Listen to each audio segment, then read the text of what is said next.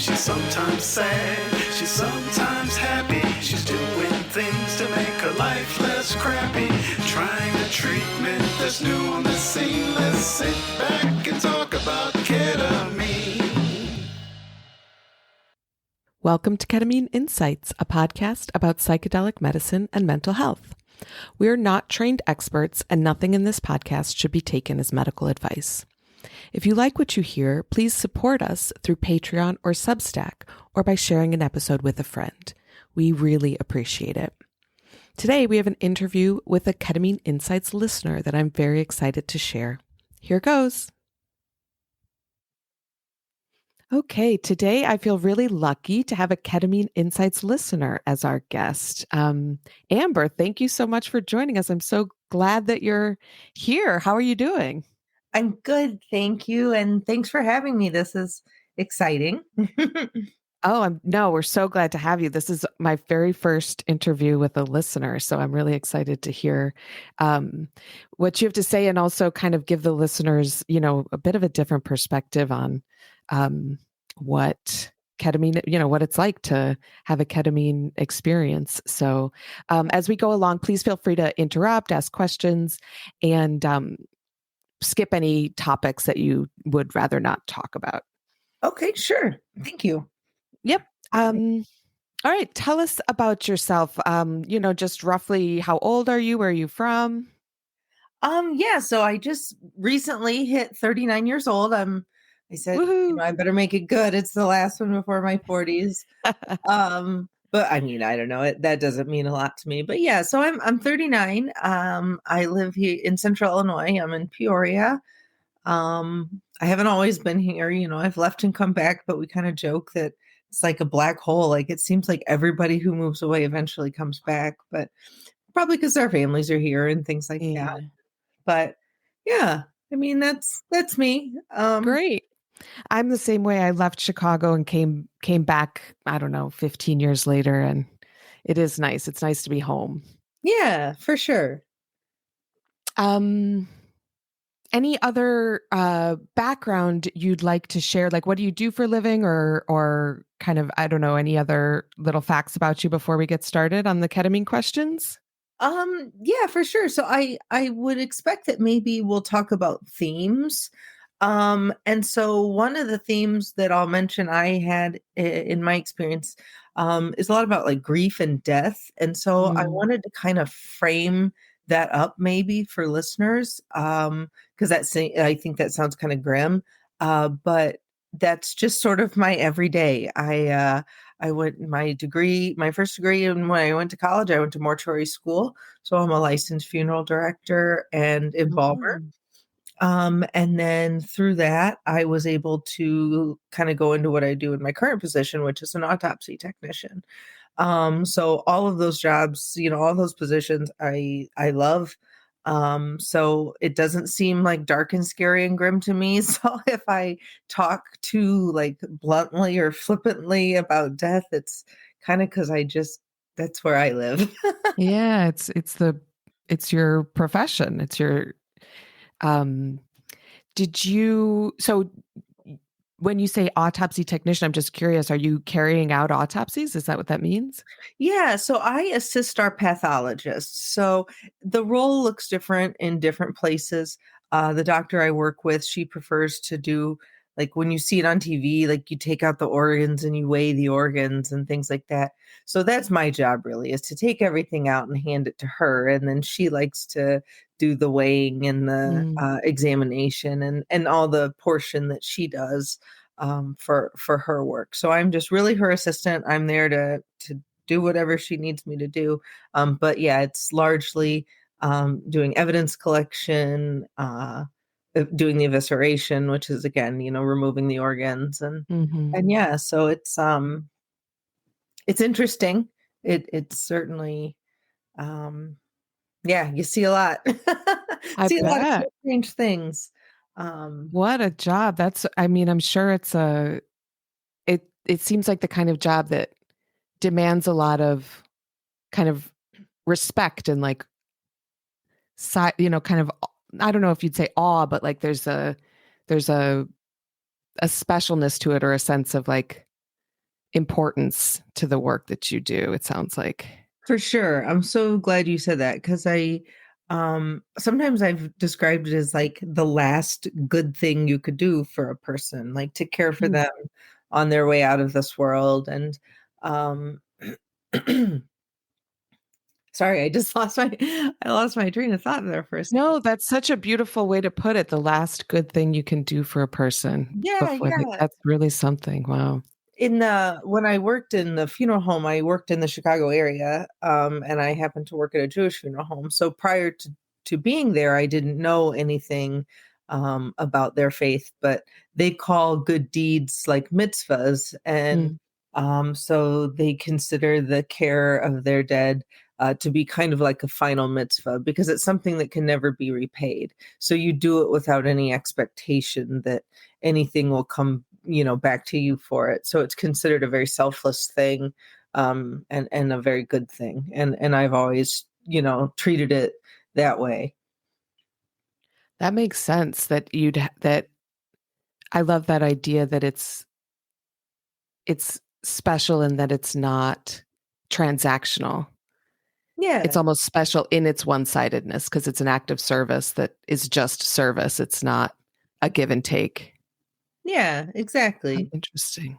Okay. Well, thank you for that. That's really, I've never spoken to anybody in that field before. So that's really, I mean, I guess besides just funerals here and there, but Yeah, that's yeah. always sort of Usually very it's good when you're perfunctory. not talking to people like us in the world. Like it might mean something bad has happened when you're talking to somebody like me. Which makes it important, right? That it's done well and done carefully. Yeah. Um, okay. So can you tell me about the mental health challenges that you have faced, going back as far as you'd like? Sure. Yeah. I can't necessarily remember what drove me to initially seek help. I lost a friend to suicide, and I think that was probably part of the impact. But I can trace, I think I would say I have generalized depressive disorder, treatment resistant depression, generalized anxiety, and so I could almost think back even further than that. That happened when I was about 16, but even into like middle school, I was having like upset stomach and I thought I was having heart stuff going on. And my parents, this was whatever, early 90s, and they didn't necessarily know what to do. They went to the doctor sending us to GI doctors and heart specialists, and I was wearing heart monitors and things like that. And Mm. honestly, when I think back, I think all of that was symptomatic of undiagnosed anxiety. I think none of that was anything that was actually, wrong with me. And that the heart monitor didn't find anything. So I think it started quite early, but it's kind of there's been peaks and valleys, I guess. I've been doing this, like I said, I'm almost 40. If I started when I was 15 or 16, I've been going a good 20 years Mm. at trying different therapies, and you know sometimes things are good, sometimes I haven't been on medication, sometimes things are terrible and I'm take a whole handful. Like Mm. it's varied through the years, and it's varied through my clinicians, through the jobs that I've had, the levels of stress that I've had, things like that. So it's been a journey for sure. It sounds like it's something that you've managed. It's a chronic condition. I mean, I'm in a similar situation. It's chronic. It we hope for it to get better, but at some point you kind of settle into the reality that this is something that might come and go throughout your whole life. Yeah. Is that right for you? Yeah, no, I think that I agree 100%. Like, and even some of my, doctors and therapists and stuff, like we even kind of talk about that as an expectation. Like, it's not always going to Mhm. be amazing. Let's just talk about how we get through the day, and take it one step at a time, sort of thing. And Right. I think that's an important thing walking into ketamine is you talk about setting intentions. I think it's also very important to set expectations. Right. Completely. I forget which episode number it was, but we did a whole episode on expectations and cognitive distortions and, cures in quotation marks. Like, is that even is it helpful to even think of things in that term of curing or fixing? Yeah. And a lot of the time it's not actually a constructive way to think about it. Yeah. Um, I think for me, like one of the things about dealing with chronic depression is that it's kind of a part-time and sometimes a full-time job just to navigate the world of mental health care and try to figure out what you haven't tried yet and what might work next and how to best prepare and how to, just Yeah. navigating that world is really difficult. Well, and even finding somebody to be treated by. I mean, it's taken me quite some time. I love the person I see now as my psychiatrist, but unfortunately, I'm in a teaching university, and so once her residency is up, I'm going to lose her, and it's like I love her so much, but Oh, that's the nature of the program. But even to find someone like her that I love so much and connect with so much, I mean, it's taken years. And yeah. it's like you said, I mean, so much trial and error, and that's tiresome. It gets old. Right. And sometimes you don't even know what the metrics should be that you're judging the person on. Or, Mhm. yes. Oh, it's a pile And of work. sometimes it's the worst metric, which is, "Oh, this is who I can go because my insurance says so." I could get on a Completely. big soapbox about that. Mm, yeah, completely. It's like, right. The choices are limited there's a lot that goes into it besides just um what would be ideal. Yeah, yeah. Well, that's the Unfortunately. thing that kinda irks me when, the talking heads on the news when, we have a mental health epidemic. Okay, well, let's talk about how that's not easy. Like, they act like, "Oh, we'll just come up with these simple solutions to cure that," and it's like, "No, that's not how it works." Right. If you think that's how Right. it works, you obviously don't have mental health issues, or they're so bad you're delusional maybe. Yeah.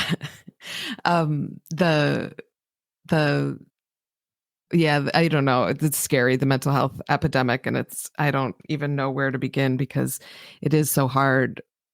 I feel like that's part of the reason for the podcast is because I feel like so many of us feel like we're out there by ourselves, trying to figure this out and feeling like we're the only ones and that we must be doing something wrong because it's so difficult. But I feel like it's really actually just that difficult. It's not that we're doing it poorly. It's a hard thing to do, Yeah. Yeah. especially when you're sick. Yeah. Absolutely. Do you remember where or how you first heard about ketamine therapy or how long ago was it? Um, truthfully, I don't think I can pinpoint when I heard about it. I think just it being out in the ether and me just always looking for, something to help me. I kind of found out about it maybe side by side with psilocybin and how that is getting a lot of medical trials now, and I see those as kind of similar therapies. Mhm. What with ketamine being the one that's accessible at the moment. And so while I don't honestly remember when it was, it just seems like it was always kind of there. And then as it became available, I thought, well, let's try this for sure. And did you feel nervous about trying it or did you have any hesitations? How did you kind of approach the process of it? Was it intentional? Did you do a bunch of research? Did you just kind of go as quickly as you could into it or how did it go for you? No, I really did probably a disturbing amount of research. I was trying not to um get my brain so like cloudy with other people's experiences that like I couldn't have my own, but Mm. yet it kind of goes back to expectations. I really was trying to know what I was getting myself into, what it was going to be like. Certainly it's a tremendous amount of money, and so that was really kind of my only hesitation was this is going to be a significant out of pocket investment, and what is that going to mean, and what am I going to get from it? So I listened to podcasts, like yours was so incredibly helpful. I listened to others. I looked at like Reddit and those people's experiences. And there's a show on, I think it's Vice Channel, Hamilton's Pharmacopoeia. It's very interesting. And so he had a ketamine episode. So I just tried to take in everything I possibly could to learn about it. When I decided I was going to go forward with it, I consulted with 3 different places before I finally chose the one I was going to be treated at. So, yeah, I didn't necessarily like just dive right in and be like, let's do it. It was a little bit of work getting there. Sounds like it. You did your homework for sure, Yeah. which makes sense. I mean, it's important, right? Even if it's important financially, but if you want to optimize the chance that it'll work, even if it was free, you'd want to optimize the chance that it'll Well, work. certainly. Yeah, exactly. So you must have known then going into it whether you wanted to do an infusion or what, and you chose infusions, is that right? I did, yes. Yeah. That just I don't even remember why. I guess it seemed like from the research I did, that was the one that had the most impact. Intramuscular kind of was a slow burn sort of thing, and the lozenges and stuff, those, from what I was reading, those didn't seem like exactly what I wanted to do. And I felt like this is the experience that a lot of the studies are based on, and a lot of what I was reading were experiences based on IV infusion. So that was an easy choice for me. And did you find a therapist trained in psychedelic assisted psychotherapy? I did, yes, and she was so wonderful, and I think it was a really important part of it. I mean, they talk about integration, and that is, that's where the work is, and I think that's where you gain the most. And so having her to be able to help me kind of digest my experiences was really, really good. And I met with her before I even started. And so I had like a pre-infusion session where we talked about intentions. We talked about what's it going to be like. Maybe we talked about what if this doesn't work? I was kind of putting all my eggs in this ketamine basket of like, this is going to be it. This is awesome. And so, again, I had to get my expectations a little bit lower to where, it may not work. So. Yeah. That's so important because I feel like if you're expecting 100% improvement and you get an 80% improvement, you hate to be disappointed with an 80% improvement. It's Right, phenomenal. right. Yeah, it's all about how you look at things, I guess. How did Maybe you find maybe I see the sorry? I was gonna say maybe I see this bad side, the pessimistic side of things. Oh, me too. I know it's part of the problem, right? Right, right, prepare for the worst. Yeah. How did you find your therapist, the one who helped you with ketamine in particular? Were you Googling around or was it word of mouth or? Yeah, no, it was just a Google search. It happened that I do believe she's based in Illinois, but with technology now and the ability to do Zoom calls and things like that, that's how we met. But yeah, I was just looking up specifically people who were trained in either psychedelics or even just what they broadly call plant-based medicine. Mhm. So when you did the infusion, it sounds like they weren't there. She wasn't there with you in the room or anything, but you would meet with her afterwards. Is that how it worked? Or would you meet Yeah. up together at the clinic or? We never met in person. We did everything via Zoom. Um, and we didn't meet after every single time. And it also wasn't immediately after. So we had a pre-infusion, I think the morning of the day of my first treatment. We met, I think, the next day. And then I think I did like 2 treatments, we met again, 2 treatments, we met again, and then we had like a final one or something like Mhm. that. So it wasn't every single one, but it was, even that number was helpful and very important. I don't regret doing that at all. In fact, I enjoyed her particular therapies. I thought her rapport was so good that I am even considering just reaching out to her again to see if we can, um, if I can get in an appointment without having the ketamine, and like, Yeah. because she was so wonderful. So, That's um, great. When you meet someone who you jive with well, that makes such a big difference in the therapeutic relationship. oh yeah, it really did. And she made a big difference in, you know, when we would unpacking things, I guess is how you put it. I would tell her what my experience was, and she would kind of help to be one of the people to help remember. And she was the one who advised me to have another person to help, me remember, because she was explaining ketamine, it's an amnesiac. And so, I had my husband kind of with me, and so he could kind of pick up on things that I was mentioning, or trends, and um, stuff like that. I was not just alone in a room. I think that's what a lot of people's experience is, based on what I have listened to and the two consultations I went to. It was going to just kind of be, we're going to monitor you on a screen and you're just alone in a room. And that was Mhm. totally not how mine went. So, um, that That's might be a great. little different. It sounds like just having someone there with you actually during the infusion, like you could feel the presence and it made a difference during the trip, you think? Well, it did, and also, for better or worse, I don't know, I was engaging for a lot of the time that we were doing things, or if there was something. I put a lot of pressure on myself during this, because I knew I had, these limited amount of treatments, and I wanted to, like you said, just optimize it and get just the absolute best and get the most out of it I could. So the very first one, I'm thinking, I said a few times, like, am I doing this right? Like, I kept saying, like, I'm screwing this up. I'm effing this Mhm. up.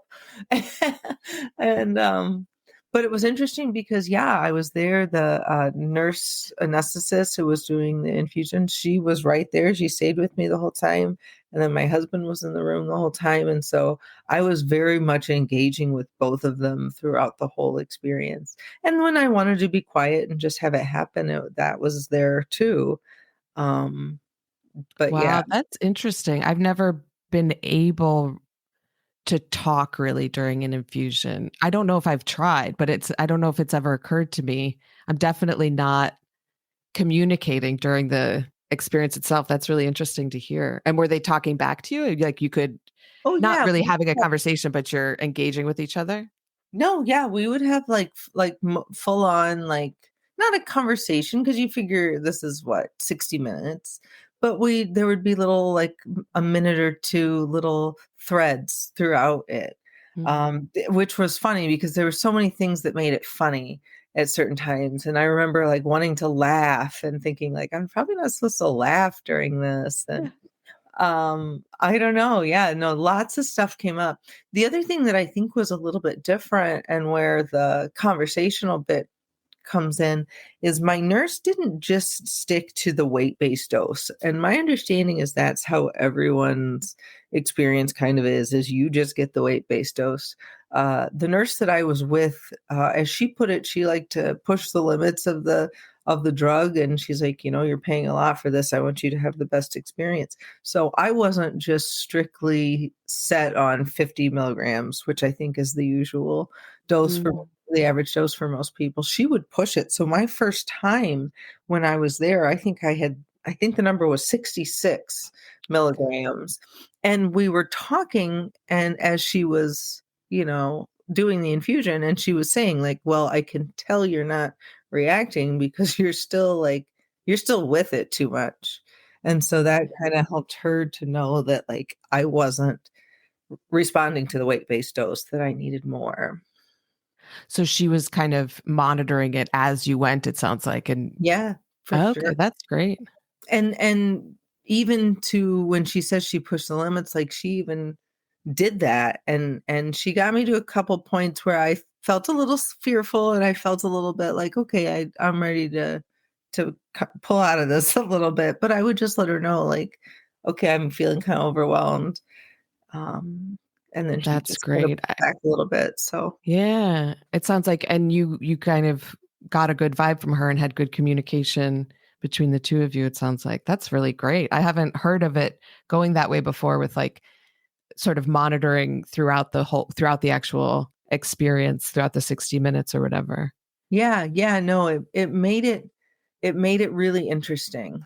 Um, I'm glad it happened that way, to be honest, because I just like I was able to remember things that came up because I was talking out loud, like I said. So Mhm. my husband was able to kind of help me with that, and then it just I don't know. I just felt like it was a good experience. I when I was doing the consultations and everyone was explaining, I was basically alone in a room, and I just had basically a blood pressure cuff, and they're watching me on a monitor, which is, like nothing if you're Mm. actually having a problem.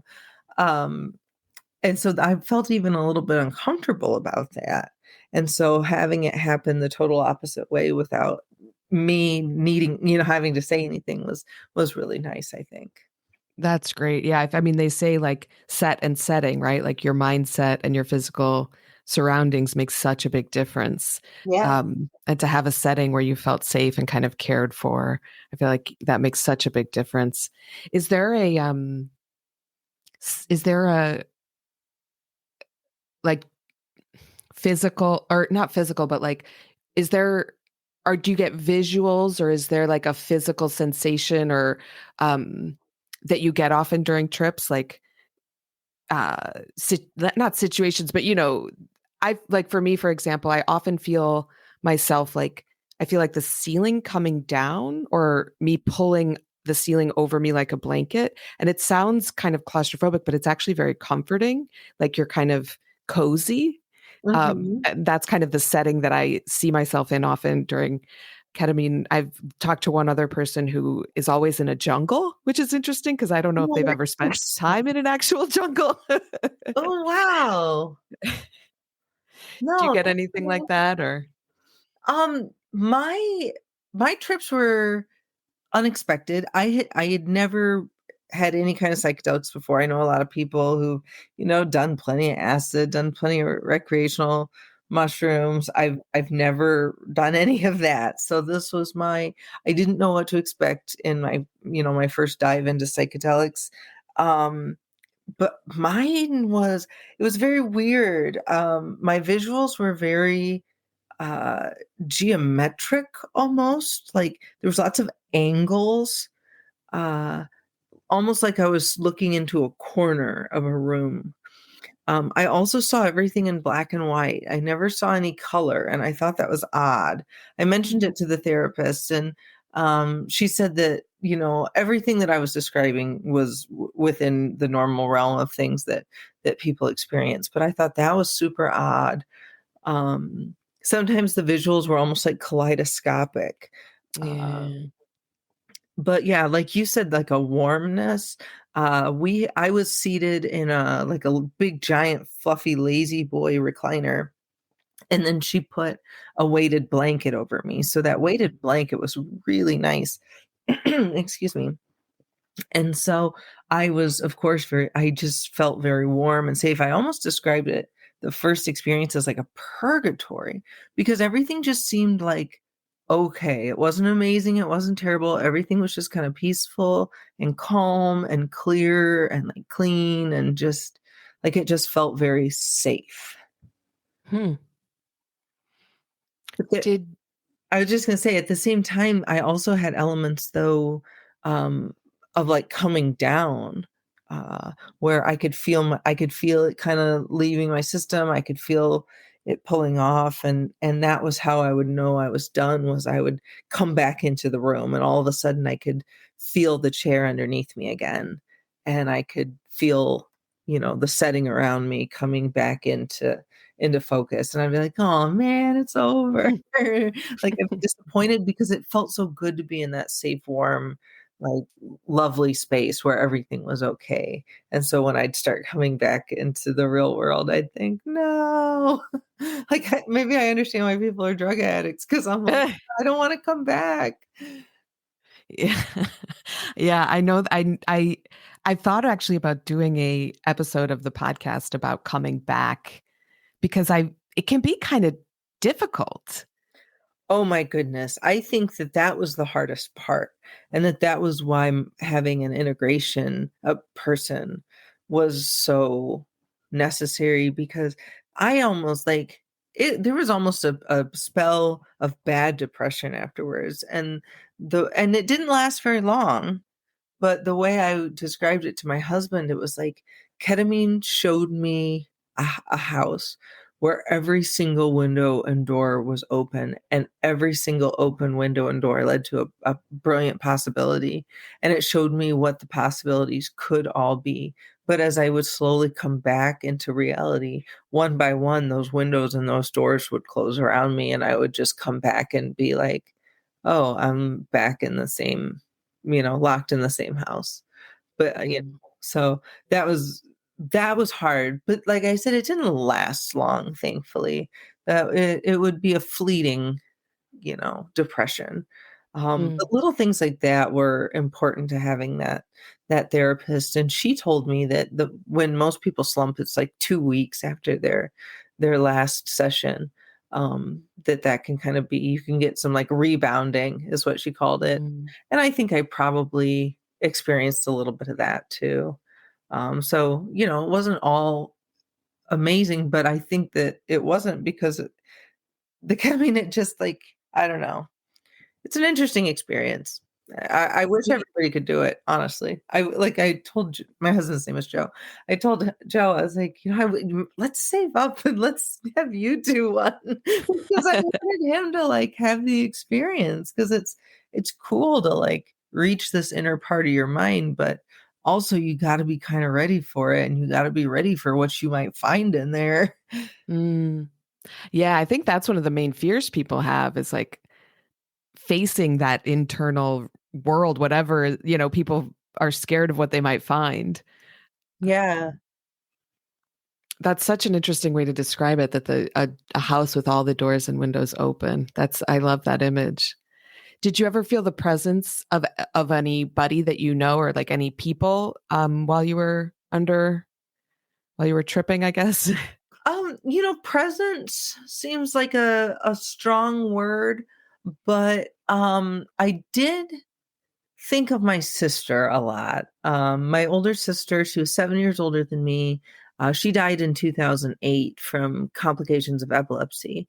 And Mhm. so I and I don't know why, but she definitely was on my mind. Quite a few things made me remember her. And I talked to the therapist about that because, grief in general, kind of always showed itself.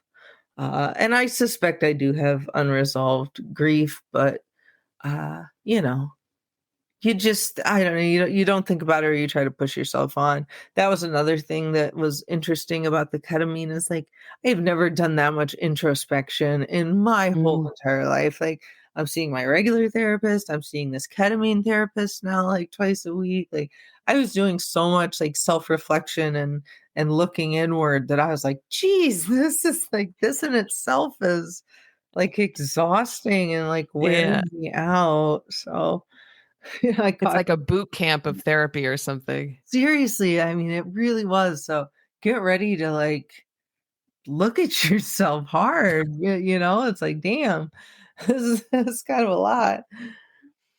Yeah, it can be, I mean, it usually is, I think, exhausting, especially that first regimen before you start doing the upkeep infusions, if that's what you choose to do. Like, yeah, those first where it's like every other day or every third day for a week or two. It's so intense. Yeah, yeah, for sure. Did you find that the intentions that you had chosen influenced the trip experience or not really? Um, a little bit, because I mentioned I put a lot of pressure on myself to, like, get the most out of this. And so I was fretting about remembering things. And so Yeah. I talked to my therapist, and I talked to the nurse, and about recording a session, so that way I could go back and experience it. And would that be a good idea or bad?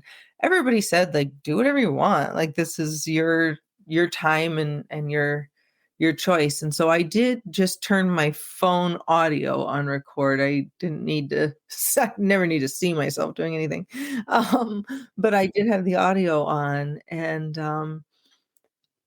I didn't I don't think that made a big difference, but my intention for that day was to just, like, let go and don't worry about remembering, and if I say something that needs remembered, I've got this audio thing going, so I could hopefully rest my conscious mind. I was always fighting a little bit with, like, the inability to let go and, like, fully get in, like, and I talked maybe that was because of the nature of how we were doing things, and I could talk versus if I was alone in a room, that would have, been a different experience, but, um Mm, that's interesting. I think I've recorded not infusion because I'm silent. There's nothing to record it, Mhm. but in the integration session immediately following, and then sometimes when I listen to it again later, it is surprising because I've forgotten half of the things that happened during the trip,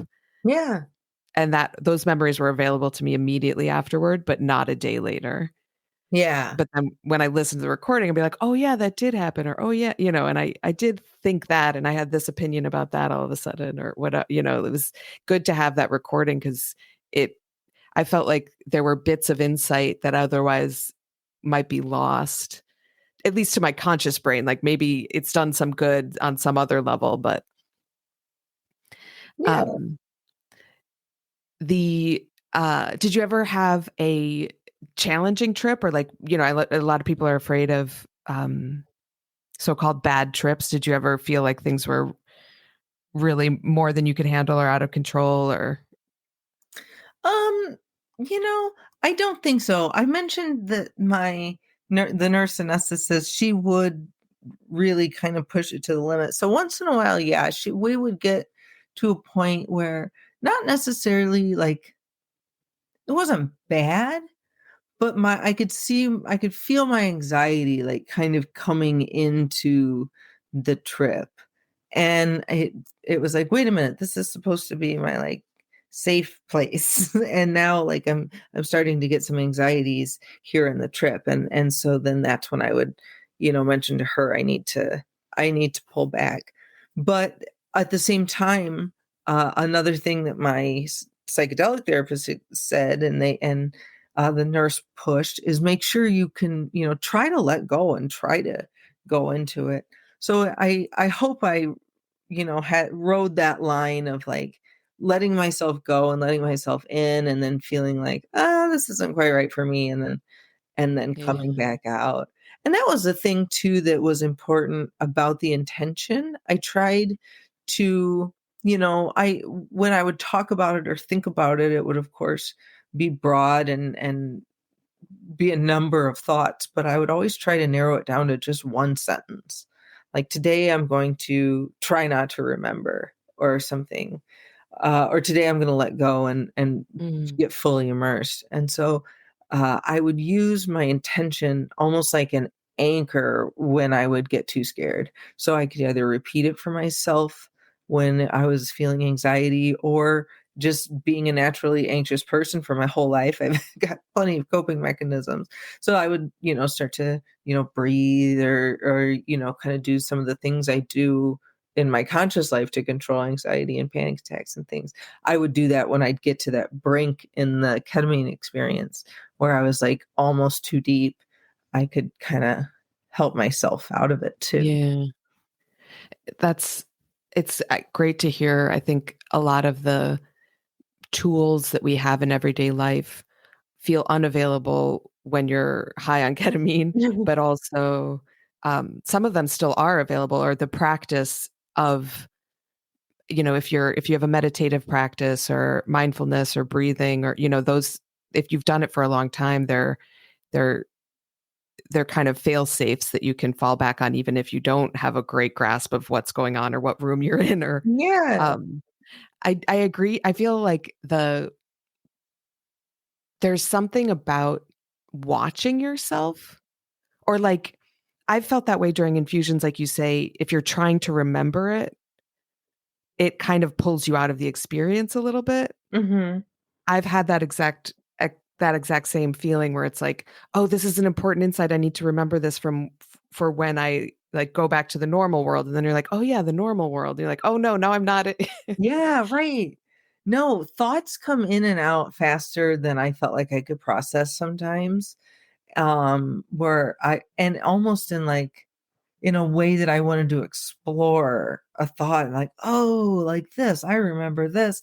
But then that would bring up another thing that would like trigger. It was almost like word association I was playing with myself, where like one Mhm. thought would trigger another, would trigger another, and it's like, no, I need to remember all of these. Yeah.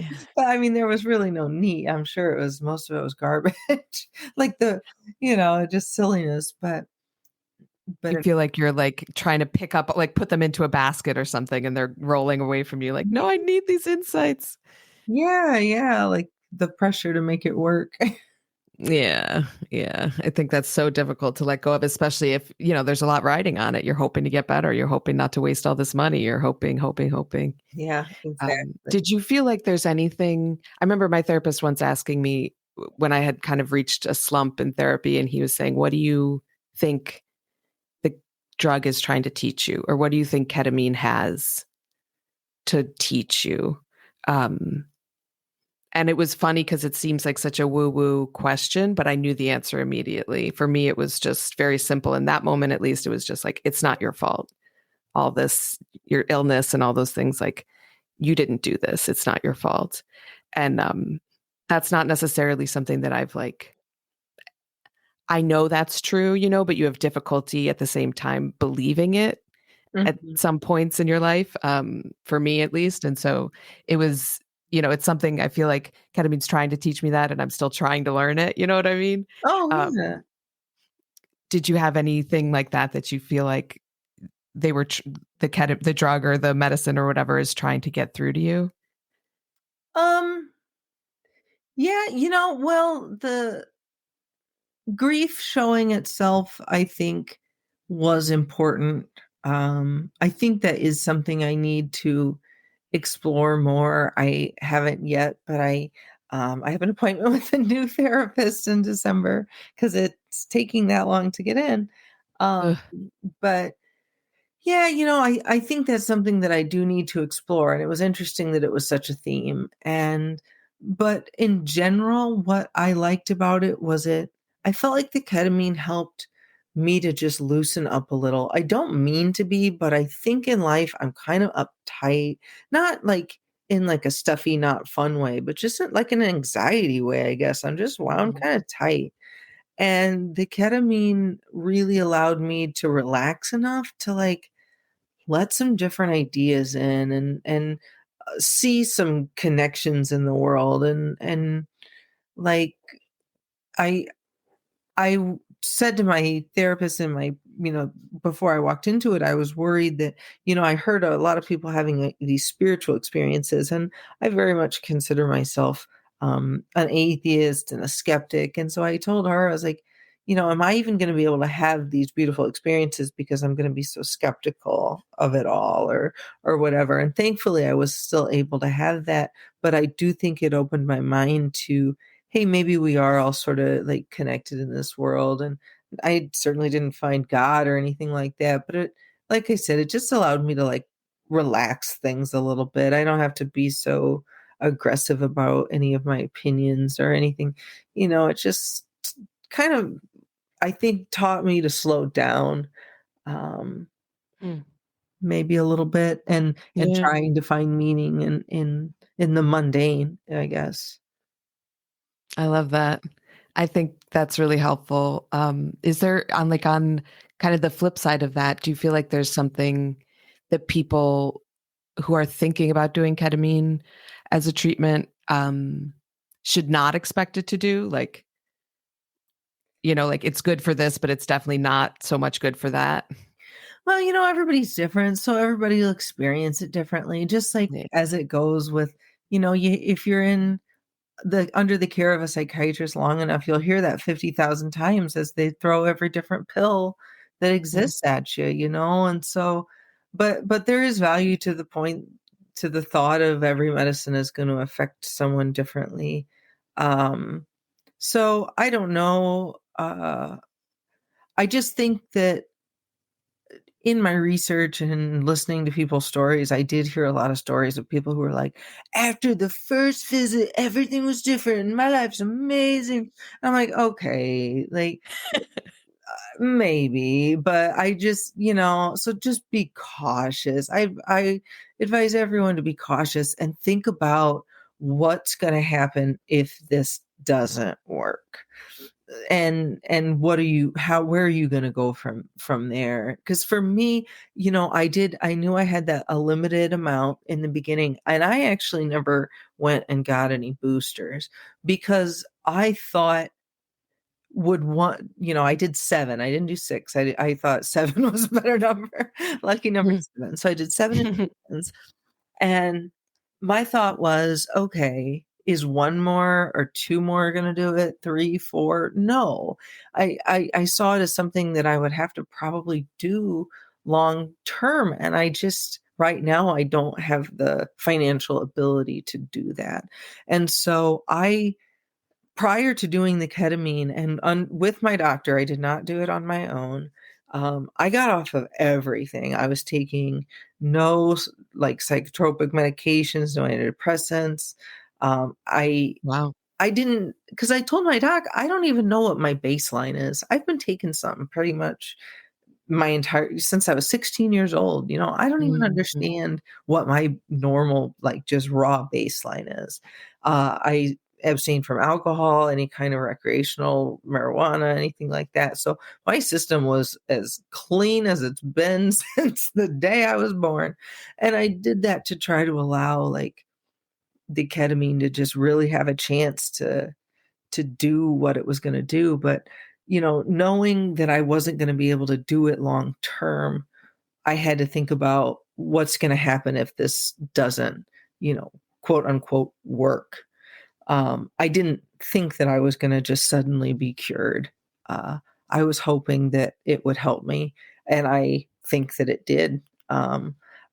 I of course, now I'm back on, some medication, afterwards, so, it didn't help me to stay off of it, but it was valuable. It was a very valuable experience. I wanna do it as often as I can afford to.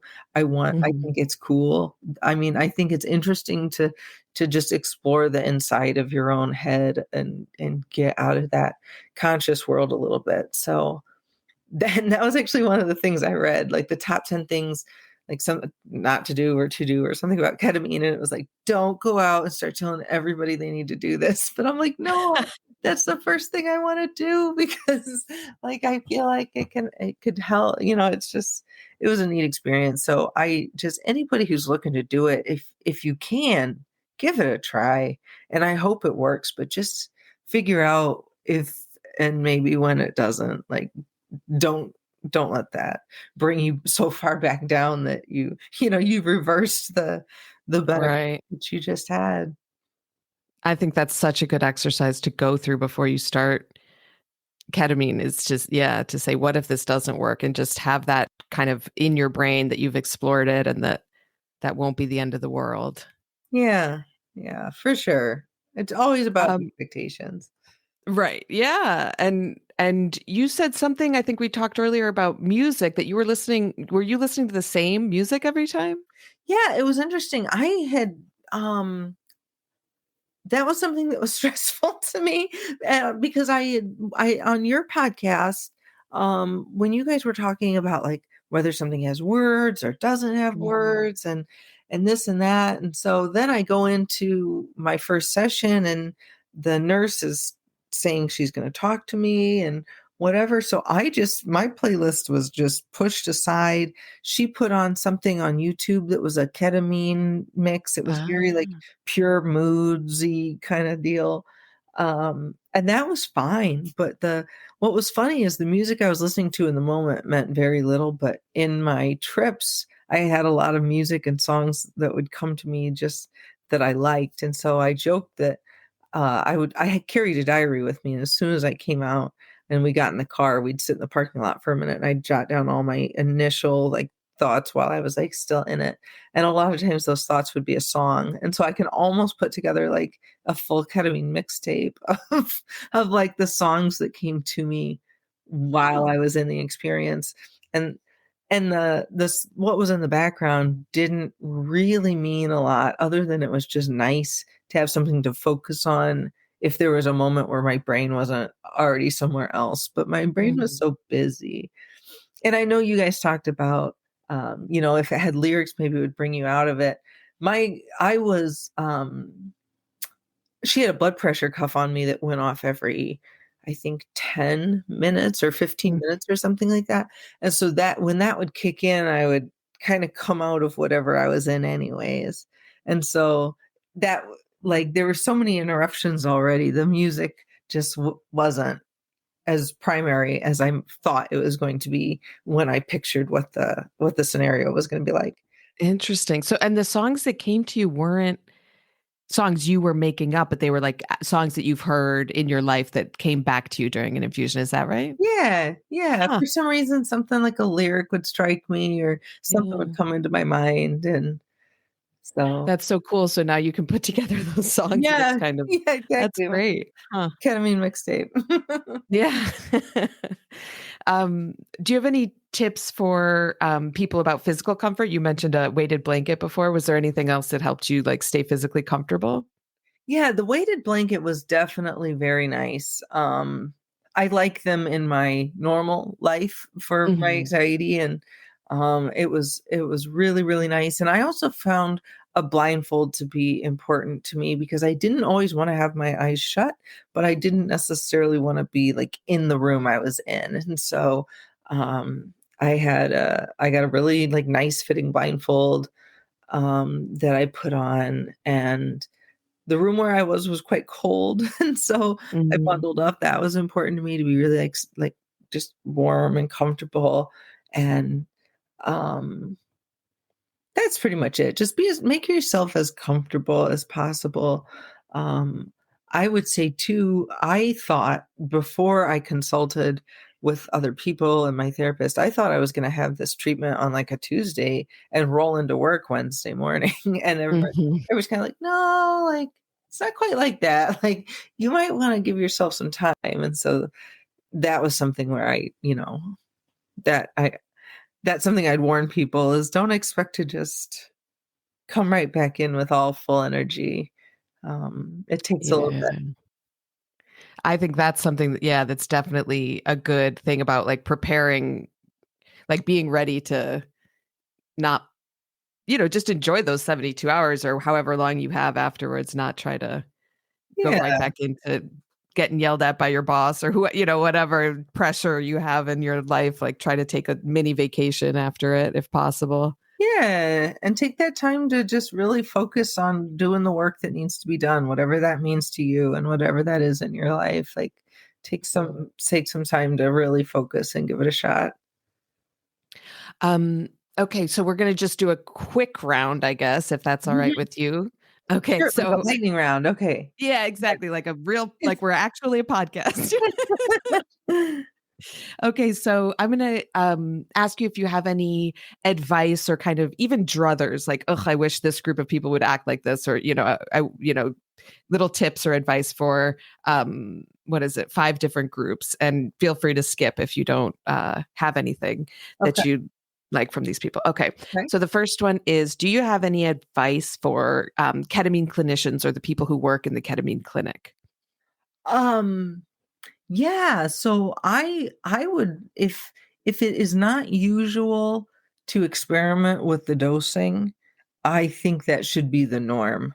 Because if if you're paying all this money to have something, Mm, to receive this treatment and you don't react to 50 milligrams, then I think that you need the space to play with that a little bit. And I don't know if everyone does that. So mhm. I think that would be important. Um, this is going against the lightning round, but I did as part of one of my mental illness journey things is I Mhm. actually did genetic testing. It was called GeneSight, and what it was supposed to do was to test how my body metabolizes, all of the drugs that are out there. So every Yes, I've antidepressant. done the same thing. Yes, it's Yeah. So I really thought that interesting. was so cool and so interesting, and so if you can see that about Prozac, why it doesn't it seems logical to me that you would see that with ketamine. So maybe starting on the beginning dose, like that doesn't isn't going to work for everyone. So if you're going to see a clinician who's just going to keep you at that 50 milligrams per kilogram or whatever that standard is, and they're not willing to play with it, to how your body is reacting, I would say find a different clinician. Yeah, okay. Um, any advice, for psychiatrists or other physicians? I've been really lucky that I have my primary care and my psychiatrist. Everybody has been really on board with me and really super supportive. But I understand that that is not going to be the case.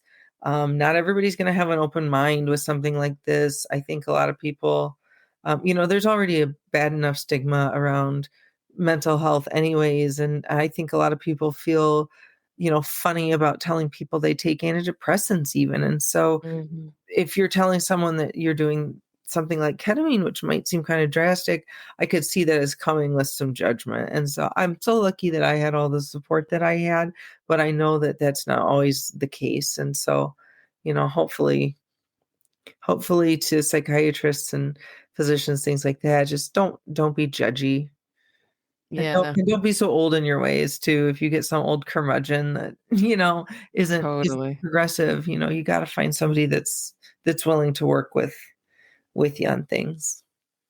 Great. What about for therapists?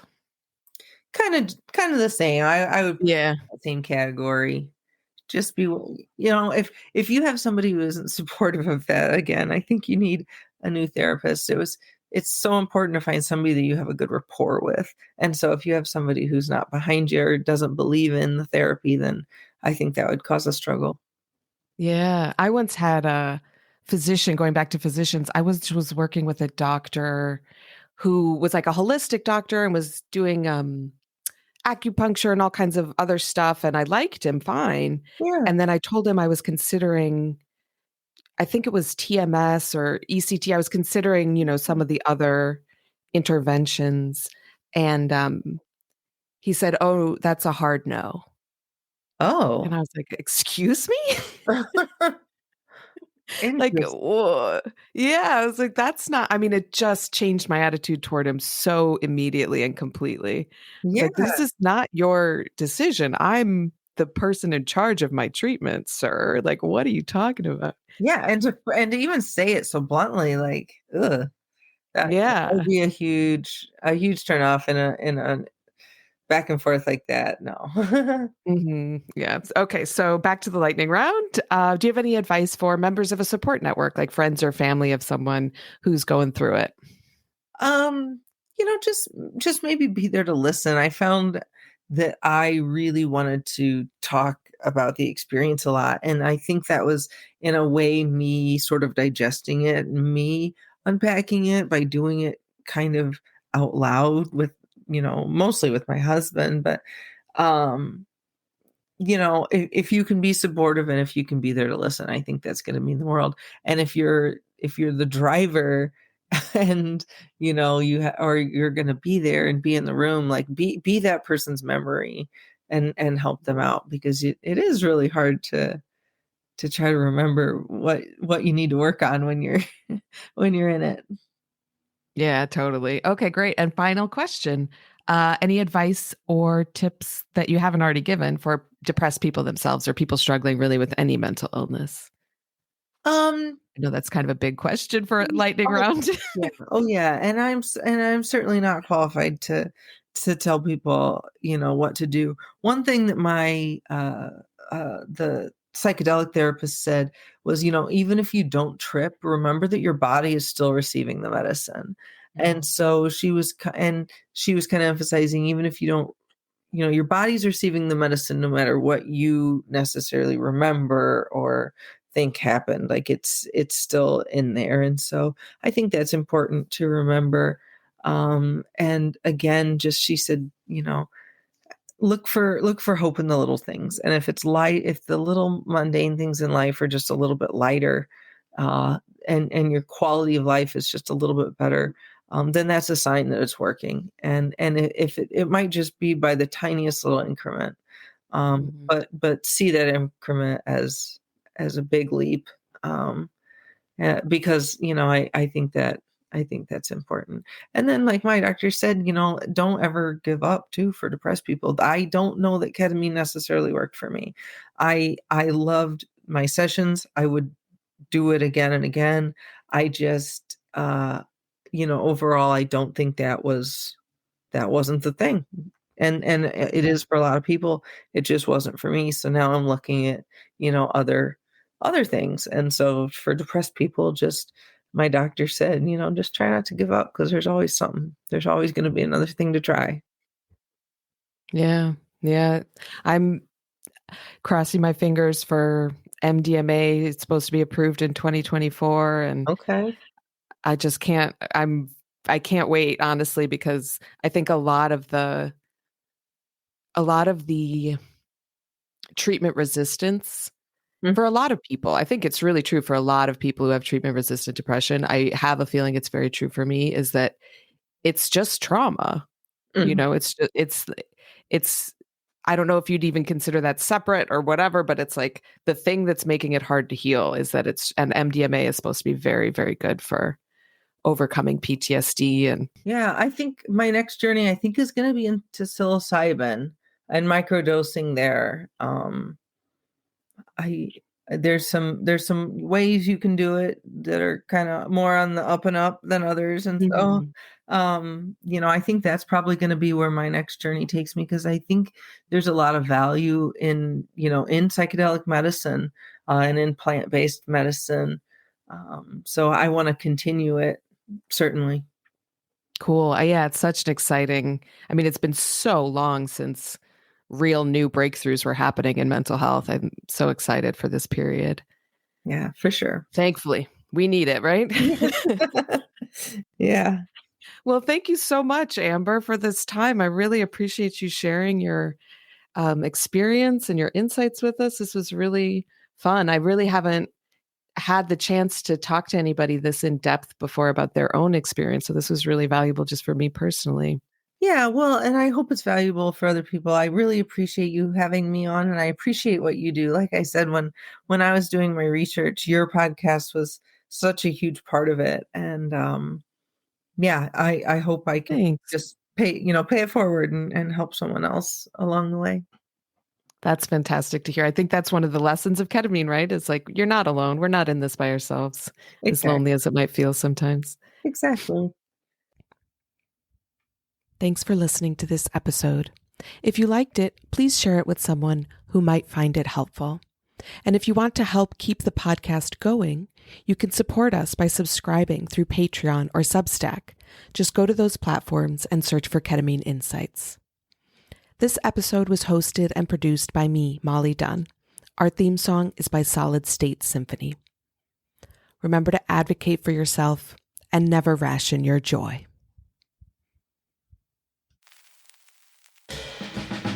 She's sometimes sad, she's sometimes happy. She's doing things to make her life less crappy. Trying a treatment that's new on the scene. Let's sit back and talk about